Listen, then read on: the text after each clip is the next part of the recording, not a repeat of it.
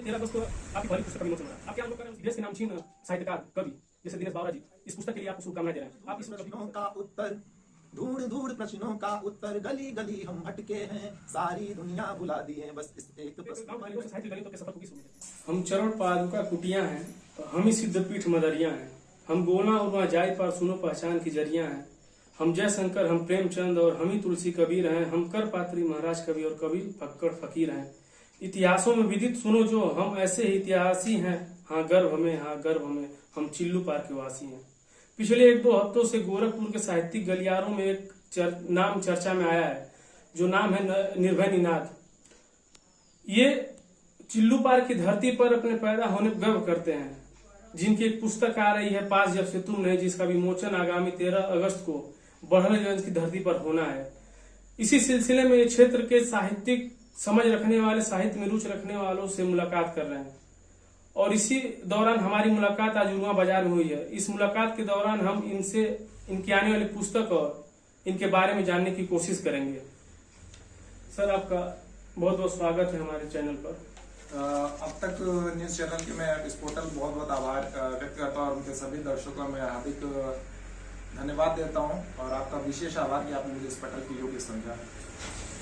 Sir, पहला सवाल हमारा ये है कि आगामी 13 अगस्त को आपकी पहली पुस्तक का विमोचन हो रहा है, आप क्या अनुभव कर रहे हैं, उसकी क्या तैयारी कर रहे हैं?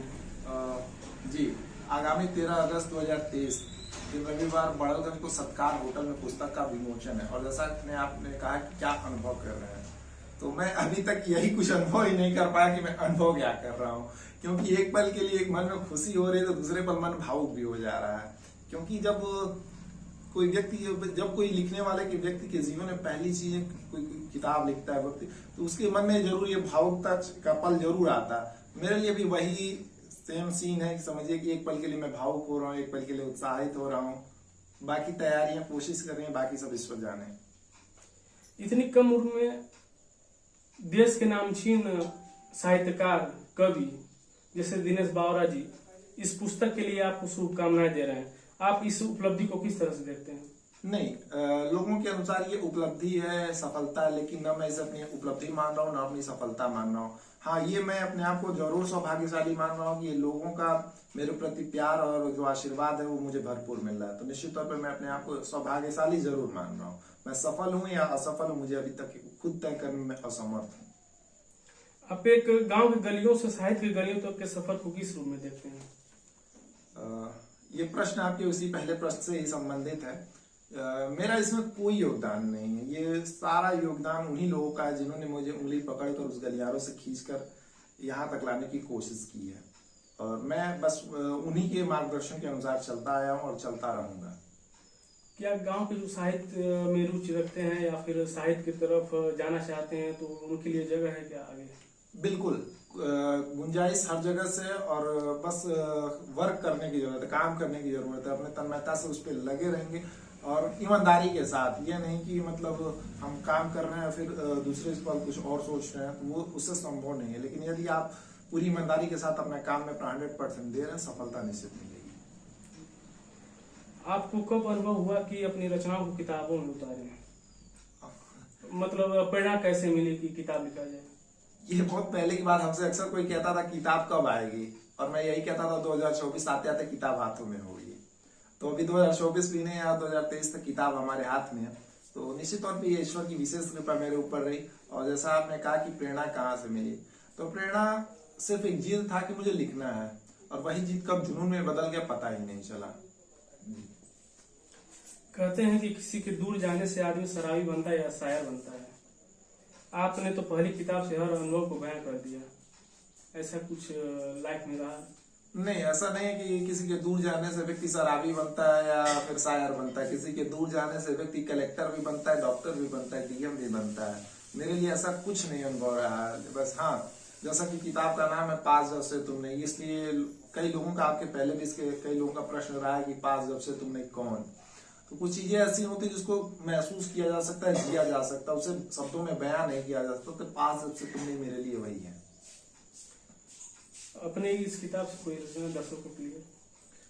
मेरी एक रचना है, मैं वही सुनाने की कोशिश कर रहा हूँ कि हंसी हमारी अखरी सबको इस दुनिया को रास न आई, जितने आंसू बेचे हमने उतनी ज्यादा वाह कमाई।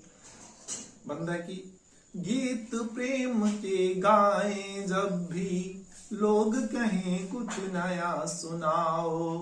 फूटी विरह वेदना जब भी, लोग कहें फिर से दोहराओ। इसीलिए तो पीड़ाओं को है अपना आधार बनाया। इस जग को मुस्कान सौंप कर हमने आंसू स्वयं बहाया। जिन गीतों से द्रवित हुआ मन, खूब उसी पर ताली पाई। जितने आंसू बेचे हमने उतनी ज्यादा वाह कमाई। हमारे पास जब से तुम नहीं जी। उसके कोई 4 लाइनें हो जाए। मैं गीत जो मैंने जिया, मैंने अनुभव किया, उसके एक बंद को आपको सुनाता हूँ। क्या करते हो तुम बतलाओ, यह प्रश्न पूछते सारे हैं। यह जहां जीतने वाले हम इस एक प्रश्न से हारे हैं।